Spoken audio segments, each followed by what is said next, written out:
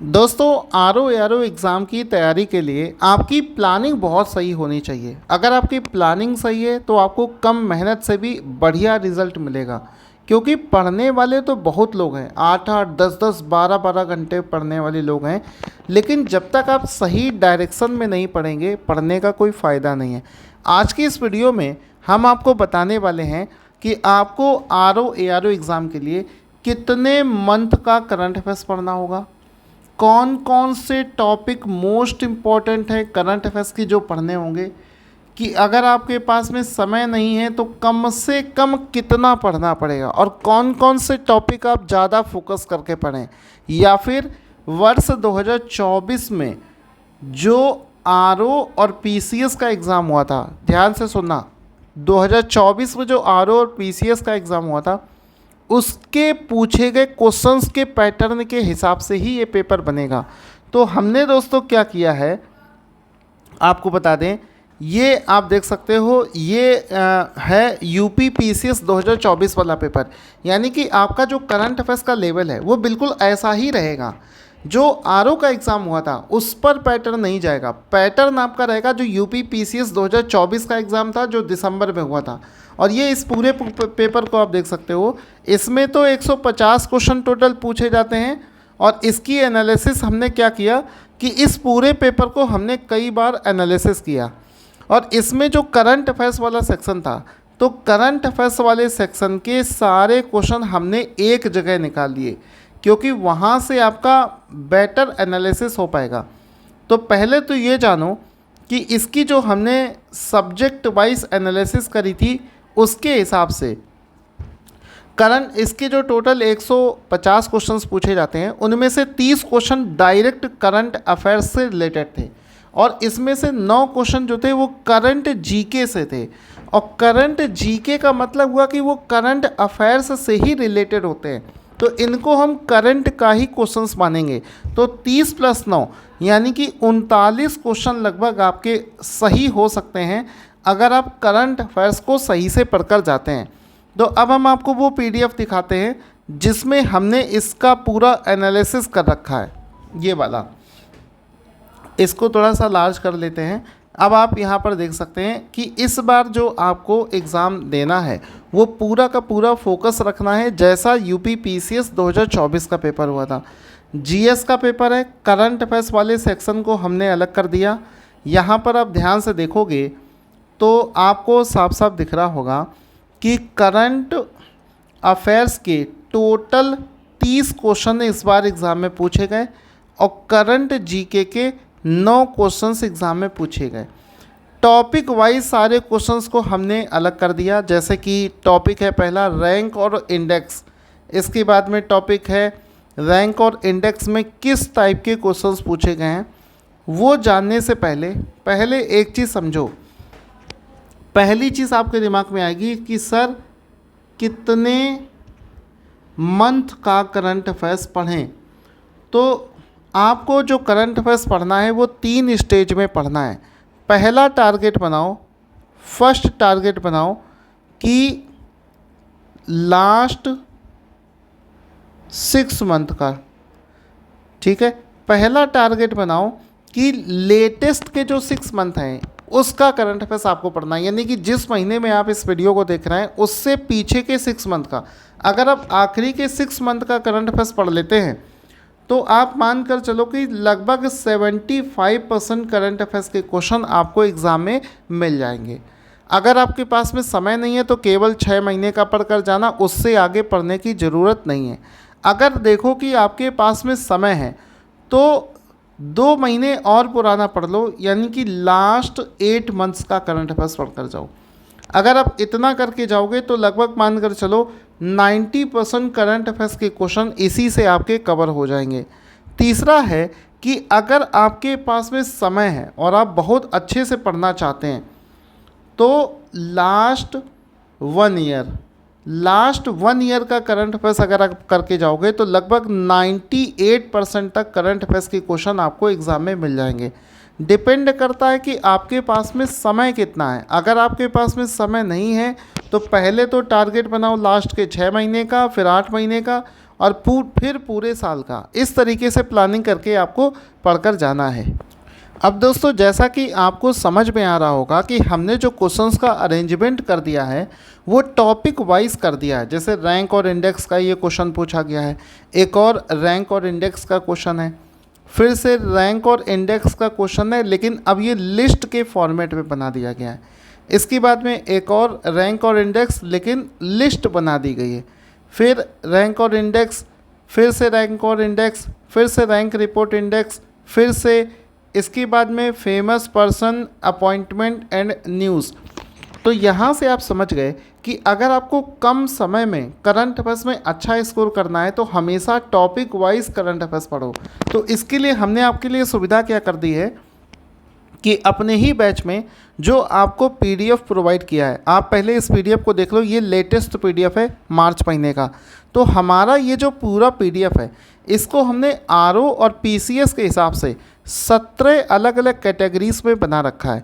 जैसे अवार्ड्स वाला सेक्शन आपको अलग से मिल जाएगा, गवर्नमेंट स्कीम वाला सेक्शन मिल जाएगा, अपॉइंटमेंट आपको अलग से मिल जाएगा, समिट्स मिल जाएगा, स्पोर्ट्स मिल जाएगा, इकोनॉमी मिल जाएगा। और जब आप इसको नीचे पढ़ने जाओगे तो शुरुआती ये देखिए, यहाँ पर हमारे पहले टॉपिक की शुरुआत हो जाती है। पहला टॉपिक है हमारा appointment and person in news, famous person. तो ये टॉपिक है, यानी कि पूरा का पूरा पीडीएफ आपको टॉपिक वाइज मिलेगा। टॉपिक वाइज मिलने से ये है ना, जो जो टॉपिक आपको इम्पोर्टेंट लग रहा है वो पहले पढ़ लो, उसके बाद में बचा हुआ पढ़ लो। तो कम समय में मेहनत भी कम लगेगी और अच्छे से तैयारी भी आपकी हो जाएगी। अब कुछ बदलाव आपको क्या करने हैं वो समझते हैं। जैसे अगर आप देखोगे तो जो क्वेश्चन इस बार के पीसीएस में पूछे गए हैं, इनमें सबसे पहला क्वेश्चन देखो। ये क्वेश्चन पूछा गया है कि एचडीआई ह्यूमन डेवलपमेंट इंडेक्स में किन संकेतकों का उपयोग किया जाता है। हर साल आपको पता होगा भारत की ह्यूमन डेवलपमेंट इंडेक्स में रैंक कौन सी आई है, ये चीज़ हर साल एग्ज़ाम में पूछी जाती है। लेकिन यहाँ पर क्या है, उसकी रैंक नहीं पूछी है, वो पूछ रहा है कि ह्यूमन डेवलपमेंट इंडेक्स जो है ये कौन कौन से फैक्टर का यूज़ करके रैंक बताता है। यानी कि आपको इसमें रटने से काम नहीं चलेगा, आपको चीज़ें थोड़ी सी डिटेल में पढ़नी पड़ेंगी, क्योंकि जिसने केवल रैंक रटा होगा वो इस क्वेश्चन को नहीं कर पाया होगा। तो ये क्वेश्चन करंट जीके वाले सेक्शन में आ गया, क्योंकि ये स्टैटिक वाला पार्ट पूछ रहा है, लेकिन है ये करंट अफेयर्स के ही अंतर्गत, क्योंकि एचडीआई चर्चा का विषय रही थी। इस वजह से कोई भी रैंक और इंडेक्स वाला क्वेश्चन अगर पढ़ोगे तो वो रैंक कौन कौन से फैक्टर से मिलकर बनी है वो चीज़ ज़रूर पढ़ना। जैसे शिक्षा को लेकर बनी है, पर्यावरण को लेकर बनी है, संभावित आयु को लेकर बनी है, आय स्तर लेकर बनी है। तो ये सारे फैक्टर्स आपको वहाँ पर पढ़ने पड़ेंगे कि कौन से फैक्टर को लेकर ये बनी है। ये सबसे बड़ा बदलाव है जो इस बार के पेपर में देखा गया।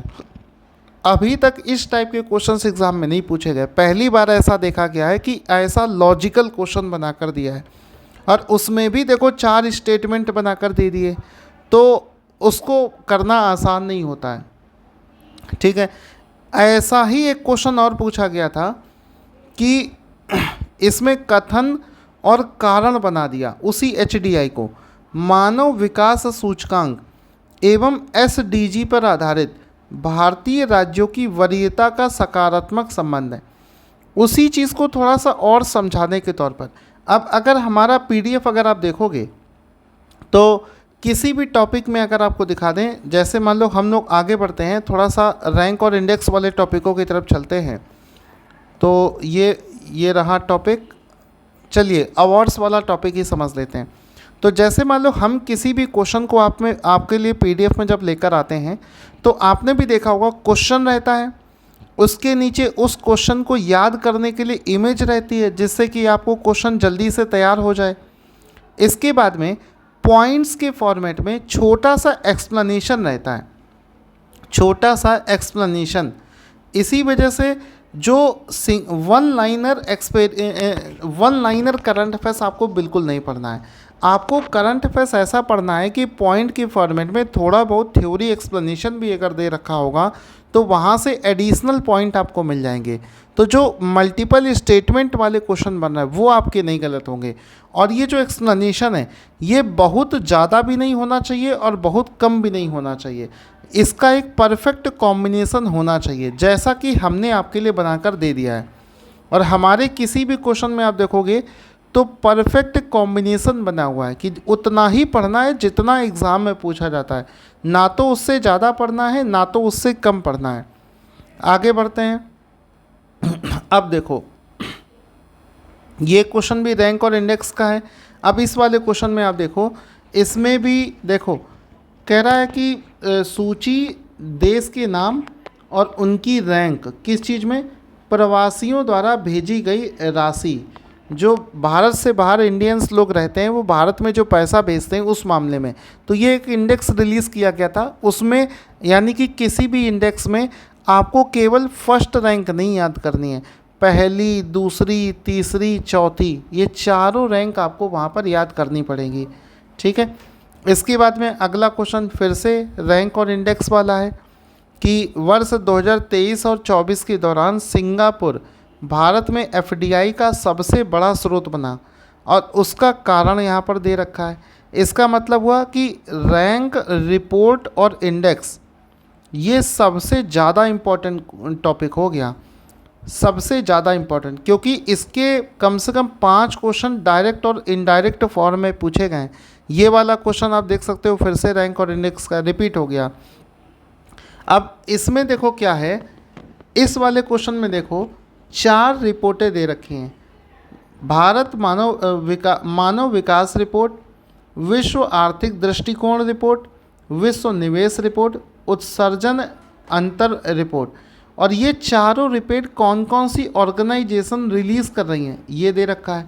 यानी कि जब आप रैंक रिपोर्ट वाला टॉपिक पढ़ोगे तो उसमें आपको एक चीज़ विशेष रूप से ध्यान देना है कि कोई भी रिपोर्ट जो रिलीज़ करी गई है उसको कौन सी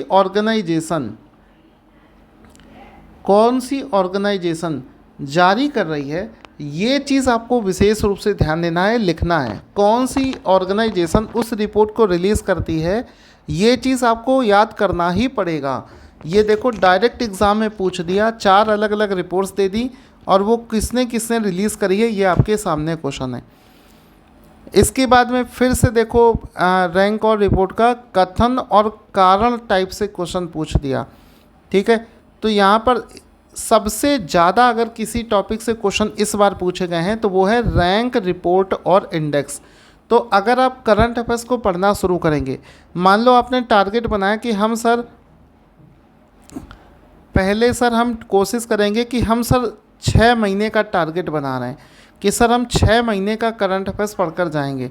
तो कोशिश करो कि इन 6 महीनों का टॉपिक निकाल कर पढ़ लो, रैंक, रिपोर्ट और इंडेक्स। ठीक है। केवल ये वाला टॉपिक 6 महीनों का पढ़ लो। ठीक है। फिर उसके बाद में, क्योंकि यही टॉपिक सबसे ज़्यादा इम्पॉर्टेंट है, तो क्यों ना इसी टॉपिक को निकाल कर पढ़ लें।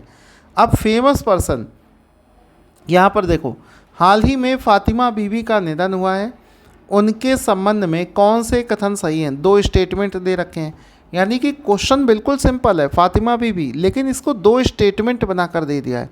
और आप हमारा पीडीएफ देखोगे 3 स्टेटमेंट बने हैं इसमें। एक्चुअली आप हमारा मंथली पीडीएफ देखोगे तो हम किसी भी क्वेश्चन में नीचे एक्सप्लेनेशन में ये चीज़ ज़रूर देते ही देते हैं। अगर आपको दिखाएं अपॉइंटमेंट वाले सेक्शन में तो आप देखो, जैसे मान लो इस व्यक्ति के बारे में बताया गया तो इस व्यक्ति के बारे में 2 लाइनें एक्सप्लेनेशन में हमने लिखा ही लिखा है। ठीक है। जैसे ये अनंत दास है जिनका हाल ही में देहांत हुआ है, तो ये पहले क्या रह चुके हैं ये सब कुछ बताया ही जाता है। तो यहाँ से आपको क्या है, लिमिटेड थ्योरी में सारी चीज़ें आपकी कवर हो जाती हैं। इसमें आपको बहुत ज़्यादा भी नहीं पढ़ना पड़ेगा और कम भी नहीं रहेगा।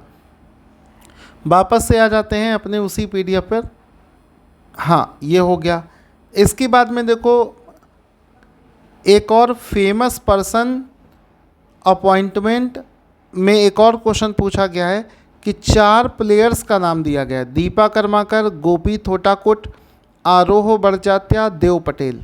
ठीक है, चार पर्सन दे दिए गए हैं जो उस समय चर्चा का विषय रहे थे। अब ये एक क्वेश्चन नहीं, ये 4 के बराबर क्वेश्चन है। तो जितने लोग यूट्यूब पर मैराथन क्लासेस किया करते हैं, या जितने लोग हैं वन लाइनर करंट अफेयर्स को रटा करते हैं, जितने लोग हैं घटना चक्र घटना सार पढ़ा करते हैं, उनको पढ़ने से कोई फ़ायदा ही नहीं है जब तक आप चीज़ों को समझ कर नहीं पढ़ोगे। यहाँ पर देखो पूरी पूरी लाइन दे रखी है कि ये ब्रिटिश अभिनेता हैं, ये भारत में जन्मे नासा के वैज्ञानिक जिन्होंने आयन मंडल पर कुछ एक्सपेरिमेंट किया था। तो ये जब तक आप चीज़ों को थ्योरी भी उसकी नहीं पढ़ोगे, समझ कर नहीं पढ़ोगे, तब तक रटने से आप नहीं कर पाओगे, क्योंकि ये एक नहीं 4 क्वेश्चंस के बराबर। तो इस तरीके से इसकी क्रॉस मैच कराना होता है। इसके बाद में अगले टॉपिक की शुरुआत हो जाती है समिट्स एंड कॉन्फ्रेंस। ऊपर जो टॉपिक हमने देखा अपॉइंटमेंट फेमस पर्सन, उसके 2 क्वेश्चन पूछे गए, इंपॉर्टेंट टॉपिक है वो भी। फिर है समिट एंड कॉन्फ्रेंस। तो समिट एंड कॉन्फ्रेंस में भी देखो क्वेश्चन डायरेक्ट नहीं बना है, 2 स्टेटमेंट वाला है। और 2 स्टेटमेंट वाले क्वेश्चन में भी आप देख रहे होगे voice of global summit. Summit वाले सेक्शन में क्या हो रहा है, समिट वाले सेक्शन में आप देखोगे कि जो इंटरनेशनल समिट है,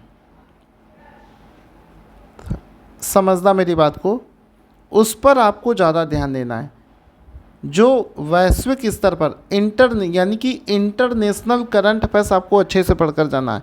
जो इंटरनेशनल लेवल पर, जैसे भारत और ऑस्ट्रेलिया के बीच में कोई समिट हो रहा है, भारत और अफगानिस्तान रशिया के बीच में हो रहा है, चाइना के बीच में हो रहा है, भारत और अमेरिका के बीच में हो रहा है, न्यूजीलैंड के बीच में हो रहा है, भारत और जापान के बीच में कुछ हो रहा है, तो वो ग्लोबल समिट होते हैं। वो चीज़ ज़्यादा इम्पोर्टेंट है, इस बार ज़्यादा पूछी गई है, जबकि पिछली बार तक ऐसा नहीं था, पिछली बार ऐसा नहीं पूछ रहा था। ये भी समिट एंड कॉन्फ्रेंस का क्वेश्चन है, इसको भी देखो 2 स्टेटमेंट बनाकर पूछा है, यानी कि करंट अफेयर्स को बहुत ज़्यादा टफ करके पूछा है। एक और क्वेश्चन आप देख सकते हो, इसमें भी आप नोटिस करना, इसमें भी इन्होंने इंटरनेशनल समिट एंड कॉन्फ्रेंस के बारे में पूछ लिया। जबकि अभी तक क्या हो रहा था, आप पिछले 5 साल का पेपर उठाकर देख लो, इंडिया में ही जो समिट्स हो रहे हैं उनके बारे में ज़्यादा पूछ रहा था। पहली बार ऐसा देखा है कि दूसरे देशों के साथ में जो हमारे समिट्स एंड कॉन्फ्रेंसेस हैं वो उस चीज़ पर ज़्यादा फोकस कर रहे हैं। तो पैटर्न को समझ कर पढ़ोगे तो फ़ायदा मिलेगा। यहाँ पर देखो पूछा है, ये भी आइकॉन्स, ये समिट जो है इंटरनेशनल एक समिट है, ठीक है, ये पूछ लिया गया। यहाँ पर देखो इसमें भी इंडिया का तो पूछा ही नहीं है, ये भी देखो इंटरनेशनल समिट है कि भारत और दूसरे देशों के बीच में जो समिट और समझौते होते हैं, जैसे यहाँ पर भारत और ऑस्ट्रेलिया का पूछा गया है, उसमें भी 2 स्टेटमेंट वाला। तो ये आसान क्वेश्चन नहीं है। हालांकि इस बार के करंट अफेयर्स में सारे क्वेश्चन हमारे बैच से ही फंसे थे। अब इसमें देखो एक और क्वेश्चन सेम बिल्कुल वैसा ही, ध्यान देना यहाँ पर, भारत और दूसरे देशों के बीच में जो समिट होता है, और ये जो समिट है ये इंडोनेशिया के साथ में। तो जो इंटरनेशनल रिलेशन है हमारा, वो वाला टॉपिक आपको बहुत शानदार तरीके से पढ़कर जाना है। और ये हमारी पीडीएफ में अलग से आपको ये एक सेक्शन मिलेगा, अगर आप देखोगे तो ये हमारा मंथली पीडीएफ है, और इसमें एक टॉपिक हम कराते हैं, अगर आपको याद होगा, इसमें एक टॉपिक हम कराते हैं इंटरनेशनल इश्यूज़। ये देखो इंटरनेशनल, तो इंटरनेशनल इशू ये इम्पॉर्टेंट हो गया, ठीक है, इसको आपको पढ़ना है। और ये पढ़ना आपको सब कुछ है, लेकिन इनको इन टॉपिक्स पर थोड़ा सा दिमाग में रखना है कि इसको थोड़ा सा ज़्यादा पढ़ना है। इसके बाद में समिट्स वाला टॉपिक आप ये देख सकते हैं, ये समिट्स वाला टॉपिक है, ठीक है, तो ये समिट्स वाला टॉपिक हो गया। तो ये दोनों टॉपिक आपको थोड़ा सा ध्यान से पढ़कर जाना है, क्योंकि कुछ ज़्यादा ही फोकस इन पर किया जा रहा है। इसके बाद में आपको फिर से दिखाते हैं, उसी पीडीएफ में चलते हैं। तो अब हम लोग पढ़ रहे हैं गवर्नमेंट स्कीम वाला टॉपिक। इसमें क्या बदलाव हुए हैं, मतलब 2025 के हिसाब से इसमें क्या बदलाव करके पढ़ना है वो बताते हैं।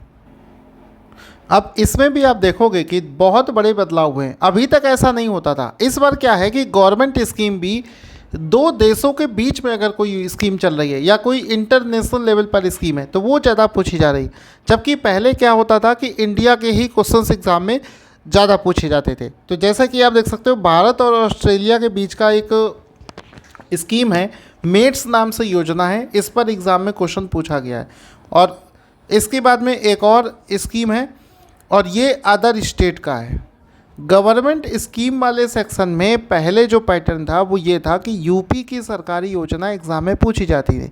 पहली बार ऐसा देखा कि यूपी की स्कीम ना पूछ के अदर स्टेट की गवर्नमेंट स्कीम पूछी जा रही हैं। तो दूसरे स्टेट्स की जो गवर्नमेंट स्कीम है उस पर आपको ज़्यादा फोकस करना है।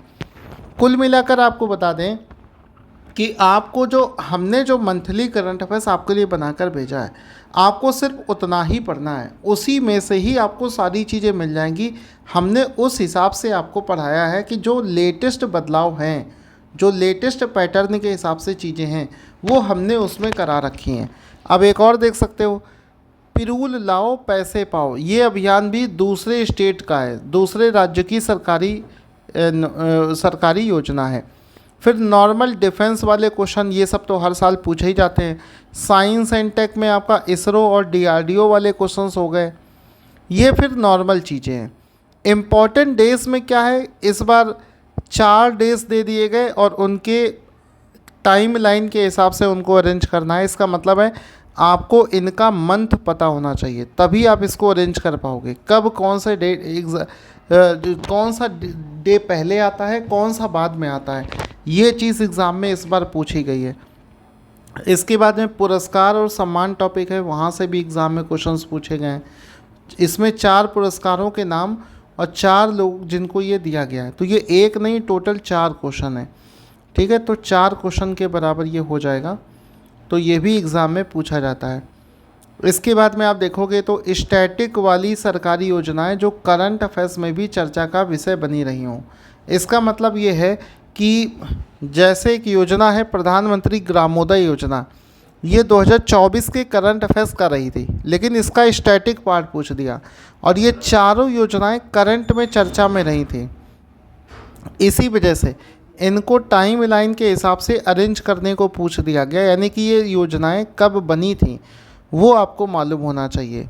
इसी तरीके से यहाँ पर आप देख सकते हो ये भी 4 योजनाएं हैं, जल जीवन मिशन, स्वच्छ भारत मिशन, उज्ज्वला योजना, प्रधानमंत्री आवास योजना, ये कब कब लॉन्च करी गई थी, इसमें आपको क्रॉस मैच करवाना है। और ये सब योजनाएं भी अचानक से नहीं पूछ ली हैं, ये सब करंट अफेयर्स में चर्चा का विषय रही हैं। और जो चीज़ करंट अफेयर्स में चर्चा का विषय रहेगा उसी का ही आपका डे पूछ लिया जाएगा। और वैसे देखा जाए कोई नया बच्चा हो वो कहेगा सर 2016, 14, 19 और 16 इतनी पुरानी योजनाएं पूछ रहा है, पुरानी स्कीम्स नहीं पूछ रहा है, वो चूँकि चर्चा का विषय रही हैं इस वजह से है वो लेटेस्ट वाला ही। तो ये चीज़ आपको ध्यान देना है, ऐसा ही ये एग्ज़ाम में पूछा गया है। ठीक है, इसके बाद में नॉर्मल बुक्स एंड ऑथर वाले क्वेश्चंस पूछे गए हैं। तो ये आपको सारे क्वेश्चन का एनालिसिस, हमारा काम सुबह शाम एनालिसिस करना है। चैलेंज करते हैं जितना एनालिसिस करके हम कंटेंट बना रहे हैं, पूरे इंडिया में शायद ही कोई कोचिंग होगी जो इतना एनालिसिस करके कंटेंट बना रही होगी। अब इसके अलावा ये सारी चीज़ें अगर आप चाहते हो कि आपको एक ही जगह पर मिल जाए तो आप हमारा बैच ज्वाइन कर सकते हो। ठीक है, उसमें क्या है कि 3,000 रुपये का बैच है, लेकिन अभी लिमिटेड टाइम के लिए ऑफ़र है, 1,000 रुपये का डिस्काउंट मिलेगा। अभी केवल 2,000 रुपये में आपको बैच मिल जाएगा। और ये बैच उन्हीं लोगों को मिल जाएगा, इतना बड़ा डिस्काउंट मिल पाएगा जो इस समय मेरे इस वीडियो को देख रहे होंगे। कूपन कोड है ऑफ 1000, इस कूपन कोड का यूज़ करोगे तो आपको 1,000 रुपये का डिस्काउंट भी मिल जाएगा। Thank you so much guys.